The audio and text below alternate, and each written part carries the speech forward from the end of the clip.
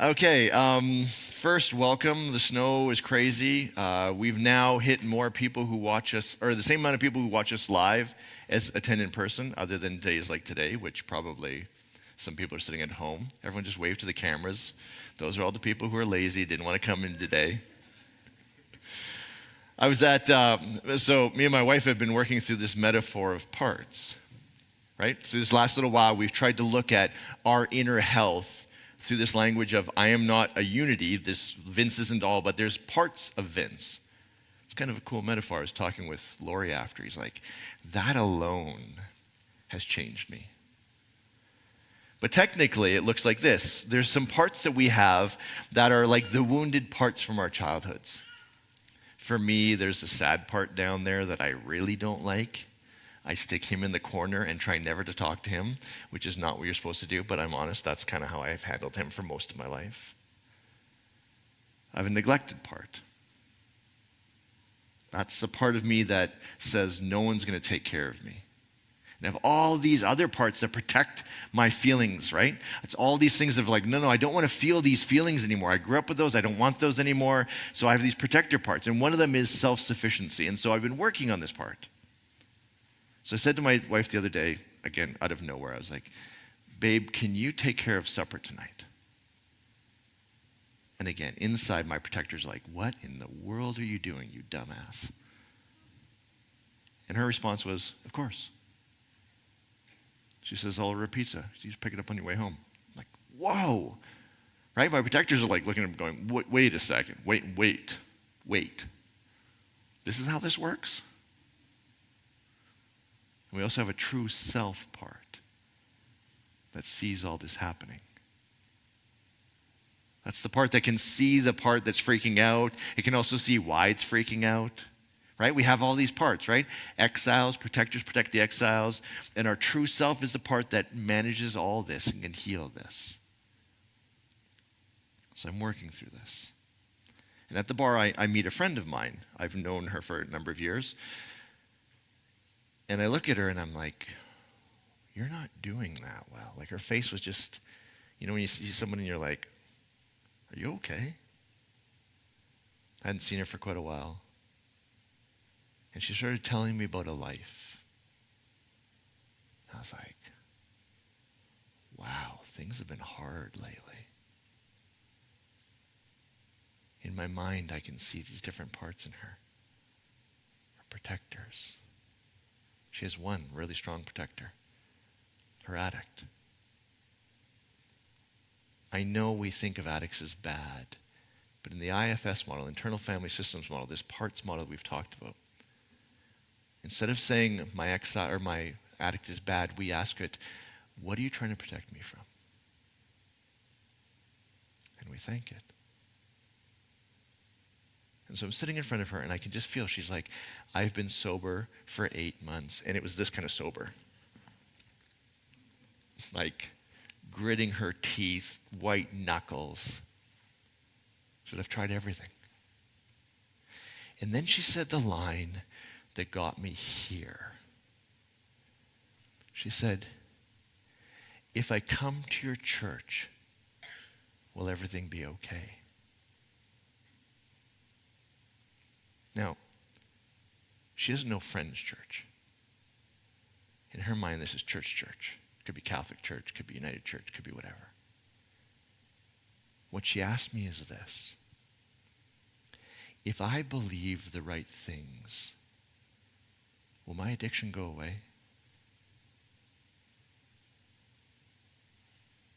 And her mind, like not her mind, her face, it was like it was begging me. She's like, I am on my last, like I don't know where else to turn. But if I believe right, could that fix this? And everything in me wanted to say, of course it can. Just like, the billboard. Believe in Jesus. Everything else will be fixed. And in that moment, I thought, well, I'm a pastor. You're supposed to say that, right? Isn't that like part of the job description? But is that how it works? Like, deeply and truly.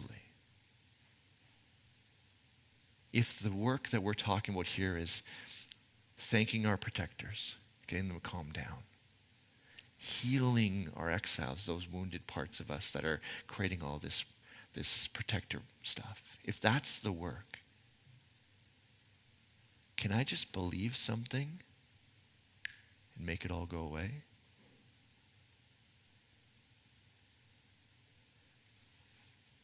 What she said hit on a quote. So the guy who invented this parts work, internal family systems, or IFS, his name is Richard Schwartz. He wrote this book, No Bad Parts. That's why I say your addict part isn't bad. I know it's destroyed many of our lives, but it's in his mind it says, no, it's trying to protect you from something. The part of me that wants to control, protecting. The part of me that takes care of myself all the time, protecting. But it's not bad. But in his first chapter and then in his later chapters, he says this quote. He says, I find the use of spiritual practices to transcend when exiled parts to be rampant in the communities I treat. I'll switch that to English. If Gregory plays a really upbeat song that says something really, really, really nice, will suddenly my exiles be healed? If I go to a church and they tell me that I just need to believe these things, say these things out loud, does that mean I'm suddenly healed? Friend Church used to be a big show. It wasn't a bad thing, but we were very upbeat. All we cared about was making you feel good. There was some religious stuff in there too, but bear with me. Oversimplifying to make my point. It was all upbeat. I remember one day we had a song that was more contemplative. Someone came to me and said, you can't do that. I need my hit to get through the week. You can't leave me in this dark place. Spiritual practices to bypass the work we need to do. This troubled me. Many people come to spiritual traditions with lots of exiles. Amen.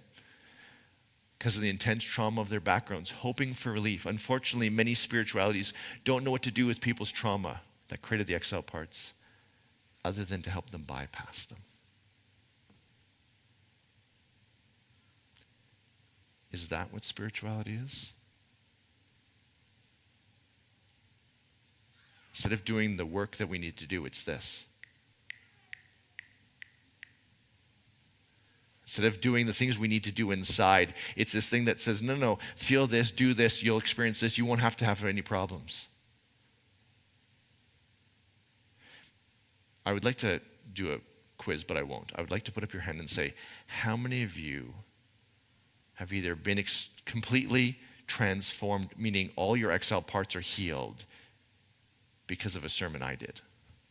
Don't put up your hand. But you're all, in my mind, your hands are all up.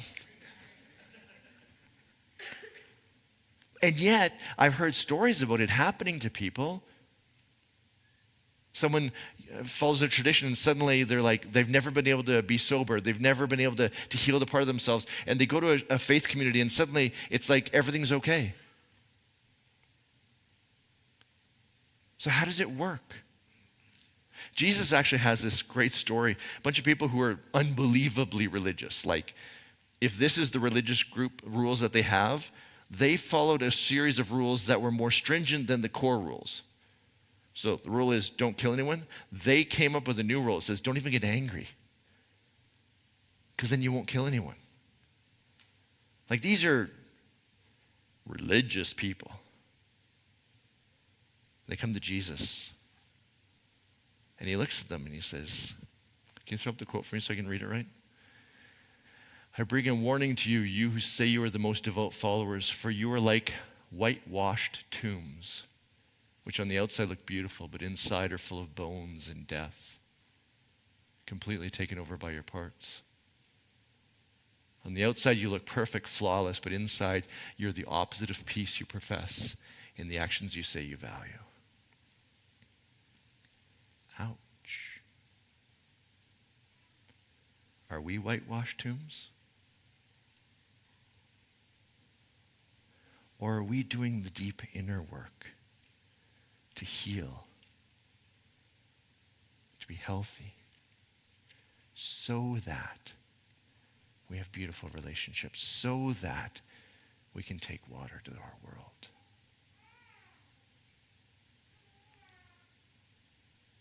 I thought a lot about this. Which communities in our world have studied this?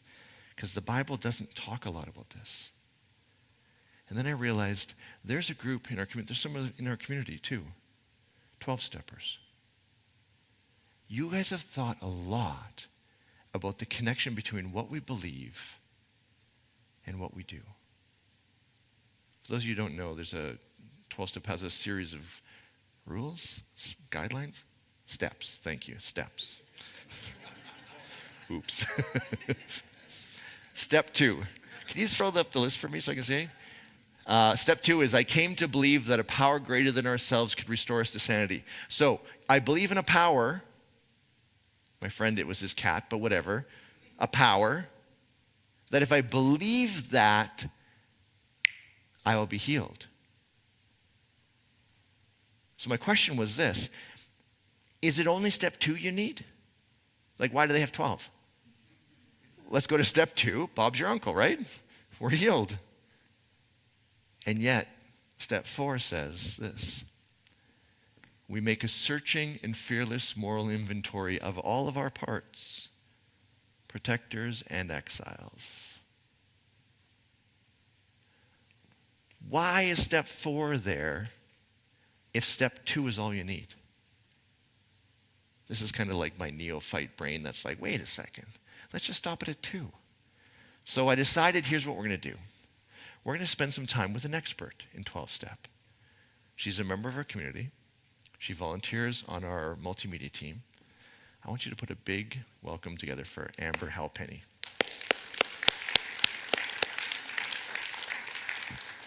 Come on up, Amber.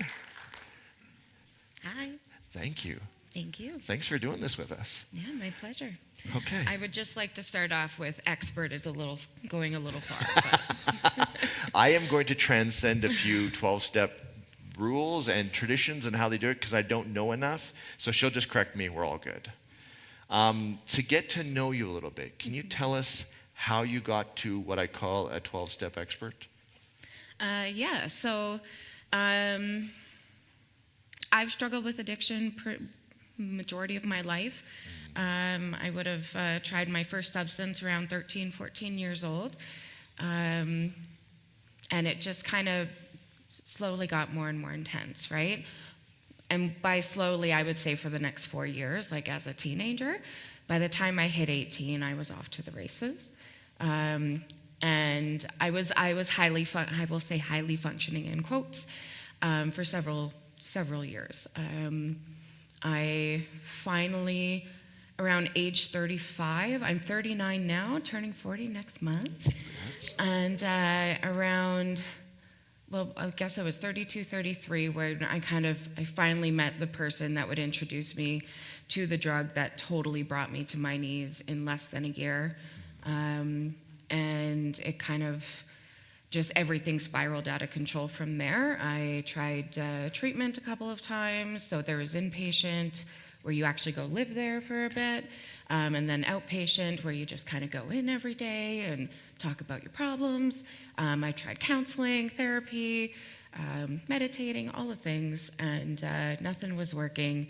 And I eventually, as a result of going through all these processes, I was aware of 12-step and that it existed. They really drive it home when you're in treatment as well. They kind of have people come in and do panels, that sort of thing, and introduce you to the programs. Right. And so by the time I had, treatment didn't work for me, because by the time I had left treatment, I ended up using pretty quickly, because nothing changed. Okay. I was kind of hoping all of you would change during the 6 weeks that I was off taking care of myself. No such luck. Come on. Darn. And it kind of just, it was the same thing over and over and over. So I got to a point that just something had to change. What was that moment? Do you remember they often say rock bottom. My bottom should have been when I lost my house and my job. Okay. And it still took me a year and a half of trying over and over and over to do it my way. And it kind of just reached a point. There was like this, we call it a spiritual death in 12-step. And it's basically, and like I've never had much of a spiritual, I didn't have a spiritual upbringing at all. Okay. So it was all kind of foreign to me. Right. But I really, like, I always knew that there was this something missing. And people talk about like, oh, if you keep using, you're going to die, blah, blah, blah. And I never really felt that way. Hal pennies, we are like strong as oxes, you know? Okay. Like my grandpa lived to 92, had a heart attack, drove himself to the hospital. Okay. That's the kind of family we're dealing with here, right? And so I never believed I was gonna die. And then there was this moment that I realized I was already living in death. You know, my life I was doing nothing. I could not function. I went from always having a job to not being able to show up to work. I like all of the things that I used to do that were normal. Okay. I couldn't show up for my family. I couldn't show up for my friends. I hardly had any friends. Like everything was kind of going to shit, for lack of a better word. You kind of put your hand here. Is that where you felt that part of like? Yeah, because that's where we get beyond the thinking side of things. It's less about it's really this inner damage, this inner hurt. Right. Just this big, deep, dark, black hole. Okay. So if we can use the language that Friend Church has been using, your protector had taken over everything 100%. And was basically destroying your life. Yeah. Okay. Yeah. Do you remember your first 12-step meeting when you walked in? Actually, my very first 12-step meeting when I walked in would have been like well over 10, 15 years ago. And I saw the word God and walked out. Okay. I'm done. Yeah. Check, please. No, thanks. Yeah. Yeah. Okay. Tell me, so in the tradition, there's these steps you work through. Mm-hmm. From what I understand, it's kind of like, it's not like a step you finish. It's a step you go to the end and then you start again and you keep working through them. The 12 steps, yeah. So they're up behind us. Yeah, so we start with one. Right. So that's essentially, we admit we are powerless over addiction, our lives become unmanageable. I want to talk about step 2. Yeah. We came to believe that a power greater than ourselves could restore us to sanity. Mm-hmm. Do you remember the first time you hit that step when it actually landed for you?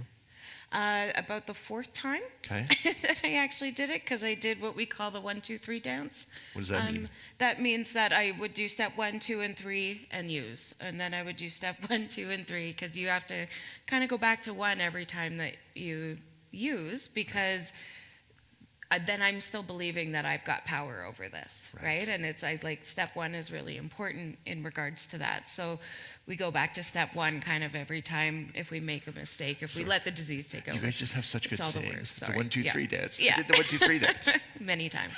Yeah. So tell me the moment when 2 hit you, when it landed. 2 really hit me. I had finally, things had gotten so bad that I really recognized that it was more than just wishing it. I had to actually take some action and make some change. And what that meant was I had to remove myself from people, places, and things. Okay. So I had to make some choices to have to be in a different environment, basically. Right. And so when I was doing my step 2, I was finally able to like sit back and see the insanity that I had been living in while my protector was kind of doing its thing.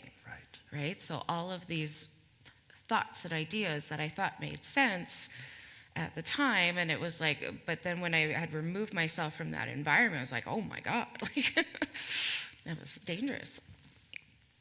Power greater than myself. Mm-hmm. What did that mean? How did you conceive of that? It was actually, that was and still remains sometimes the hardest part. For me, what it ended up being, especially in step 2, was this recognition that my addictions were stronger than I were. There was so many times, like, I did not want to do it. You know, I'd wake up and, oh my God, I did it again. That's it. I'm not doing this anymore. And sure enough, by the end of the day, I've done it again. And I can't stop. And it's not like that is what's going on for people that are experiencing addiction. in most cases, we don't actually want to be doing this. You know, that's when the addiction is taking over. And so I had to recognize that I needed something bigger than myself to help me fight that.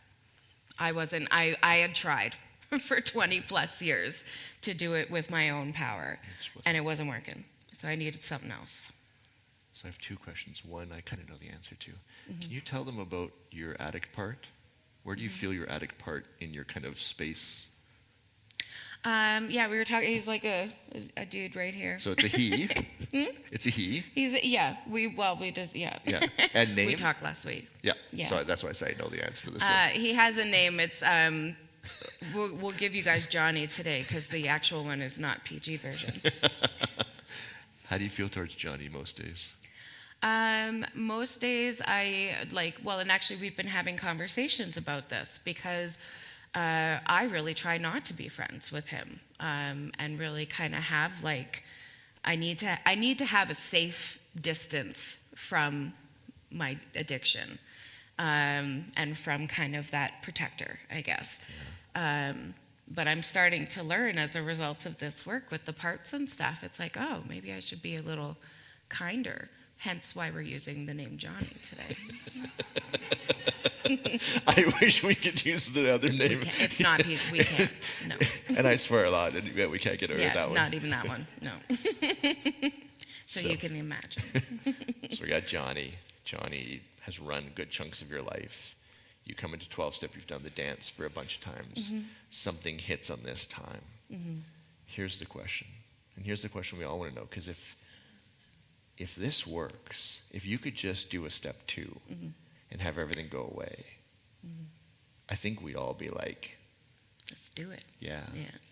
Was it enough? Was step 2 enough? No, not even close. Let me, before you, in all the people, because you, what's it called when you help other people who are in the program? Sponsorship? Sponsor. So you sponsor people, you've been in the program, you've done it for years. How many people have just been able to do a step 2 and just sobriety was just, or not using was just easy for them after that? I haven't met him yet. There's the occasional few that I've seen that can do step 1, 2, and 3, and then they kind of don't do any of the rest of the work. They're either A, miserable, or B, they're using some other substance or like some form of cross addiction to support that I've seen. It could be, there might be other people with different experiences, but. So let me be clear. I'm not saying it can't happen. What I'm trying to find out is this how it often works? Okay, so step 2 happens. You conceive of something more. One of my favorite 12-step lines is, you realize your best thinking gets you to the same point over and over again. My best thinking gets me here. Yeah. Yeah. I've sat in a counselor's office and saying, if you think the truth is in me, my best thinking is going to get me right back to this moment every time. So I need something different. Tell me what happened when you hit step. And again, I'm going to jump steps. This is verboten in 12-step land. I'm not trying to belittle any other step. There's just steps I want to focus on. You get to step 4. Step 4 is we make a searching and fearless moral inventory of ourselves. We look at all of our parts. We own them. We own how they've behaved. We own how all of it. Yeah. Why did that matter when you did it? Step 4's got a pretty bad rap. It's deep. But right? literally, I picked you to talk with me today because you said just a little while ago, I just finished my step 4. Yeah, again. Yeah, again. Again. I've done a few. Okay. Yeah. But this one landed differently. Yeah. What's changed after this step 4? I think it's that layer of the onion kind of thing. It's one of our cheesy lines again, but it is like peeling an onion. It's a layer of an onion, and I'm getting down to kind of the next layer of what makes me tick, or not tick. And it's deep. So a fearless and moral inventory of ourselves is where we're kind of looking at all of the things like, how have we harmed people? How have other people harmed us? Why do we resent people? Like, what are our resentments? What are we afraid of? All of those, like, we look at all of this stuff And we look at like the sex side of things and kind of those behaviors. And we really just, it's like walking into a grocery store and taking inventory of everything that's in there. Wow. So like every part's on the table, like. Yeah, we put it all out. We find all our parts. So I asked you this beforehand. I know, so again, I've talked to her. She told me a story one time that I want her to share with you, because I think it shows you step 4 in real life. Would you talk about at the lumber store? Yeah. Would you share that with them? Yeah, it was so, I think I was like 10, we'll say. And I remember being at, I think it's like a lumber store. I remember like a dark tunnel. And I was there with my dad in his minivan. He loves his minivans. And I think we loaded up some stuff in the back, and I was sitting in the back of the trunk. You know, you got the big door open. And he goes to drive, and so I was in the back. So so he goes to drive, but must have like hit the gas real hard a little bit, and I fell out, and I grabbed on, right? I grabbed on for dear life, and I was holding on, and he's driving away. Like dragging off the back of the van? Yeah, so I'm like dragging behind the van, and he doesn't know this. He's just driving away, thinks I'm in the back of the trunk. And then he finally realizes, I can't remember if my brother was there or something, was like, stop. But he finally realizes, stops the van, comes out around and yells at me, why didn't you let go? And I'm like, you actually helped me realize this. I'm like, because I didn't want to get left behind. Like, that's why I didn't let go. And that terrified me. That part of you that didn't want to get left behind. Yeah. Is that part still with you today? It's still, yeah. I think it shows up in the biggest part that I'm seeing it show up is as a people pleaser. Like, So, it's kind of like, oh. I held on. Yeah. And my dad yelled at me for this. Yeah. Yeah. So I did what I needed to save my life. Mm-hmm. And I got crap for it. So what did you learn in that moment when he yelled at that little girl? Yeah. What did you learn? What part internalized? I think that it's like don't. What are the words that I can't remember now? Drawing a blank on you, Vince. You said something along the lines of, I have to do what other people want. Right. Not what I Yeah. need. So that's the people pleasing side of me, where it's like, just kind of don't go outside of whatever somebody tells you to do, just do it. And it's easier. We don't want to upset people, right? Like, it's not about, so I'm very bad at rocking the boat. I'm trying to learn how to rock the boat. It's uncomfortable. But for you, rocking the boat is that little girl saying, I held on because I was scared for my life. Yeah. And somehow that became villainized. Mm-hmm. And you now kept that into adulthood. Mm-hmm. And it's now, as you go through your 4th step, you're starting to see how that works in your life. Yeah. Yeah. With this particular 4th step, I had a couple of childhood memories that came up for me, which is new. My childhood memories have always been very, really far buried. And so this time, some new memories coming up for me was new, and it all happened kind of simultaneously as you're going through this IFS stuff. Yeah. So it all kind of came together. I'm like, oh, that's what's happening. As you go through and peel the onion, every time you take a round through the 12 steps, does it feel like you're getting healthier? Yes. Does it feel like not using, or the addict side, the addict side, does it feel like that part is easier to work with? I don't even know how to ask this question. Does it feel like that's getting better? Yeah, for sure. So the first time I went through the 12 steps, I had a desire to use the entire time. I had to really fight that. So the addict in me was very loud, constantly telling me to go back out and use and do it anyways. Right. And you've gone far enough, all that kind of stuff. Okay. It wasn't until I had completed a full set of steps that I lost the desire to use, which is an interesting one. I never thought that would happen. Right. I've always thought about using a substance. That's just the way my brain's been wired. And 12-step helped me understand that, like through doing things like the 4th step. And so as time has gone on, it's crazy to me how much I've grown, and that I don't think about getting drunk or high anymore. Wow. Yeah.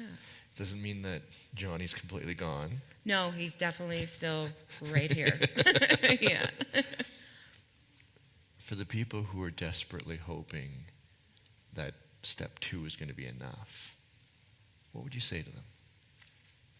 I would say you're shorting yourself, because there's a lot of beauty. Although it's difficult to do the work and it's challenging, I am so much better off today as a result of having gone through the whole process and doing the work and understanding my parts and learning more about myself. I've grown so much, and I'm so much happier. Like I said, a lot of the people that do kind of the step 2 are still miserable, right? Because they're still acting out on the same parts. Right. They still have the same protectors, all that kind of stuff. They haven't figured that out. Yeah. On behalf of our community, thank you for sharing with us. Thank you for showing us a way of looking through this. And I think for all of us with really powerful protectors, thanks for showing us hope. Yeah. Thanks. Folks, big round of applause. Thank you. Thank you, Amber.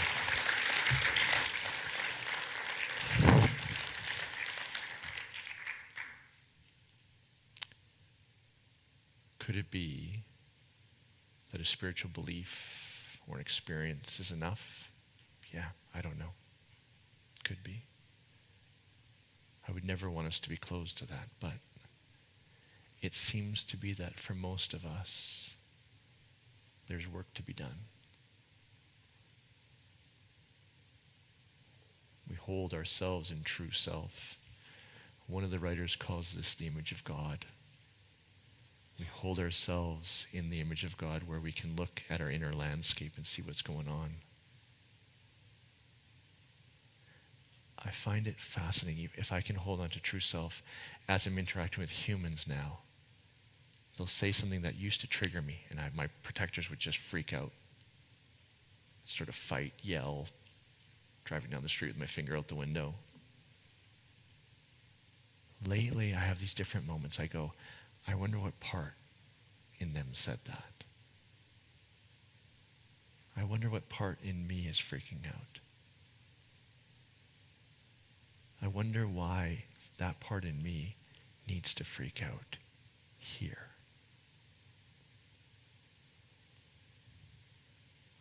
I'll never take away the miraculous portion of the world. If a belief somehow heals all your problems, I'm just jealous. That's all I can say. For the rest of us, that's why we call this a spiritual gym. Here we do the work to figure out our different parts, to thank our protectors, not tell them to shut the hell up, not stick them in a corner, not fight against them. They just get louder, don't they? The number of times I've done a workshop where someone says, thank your protector, I'm like, no. When I finally do, I can feel the voice start to quiet in my mind. Could it be that the goal of spirituality is to focus on health so that we can be people in the world who can take water, not hijacked by our protectors, but in true self, able to see ourselves and the world around us and to heal it?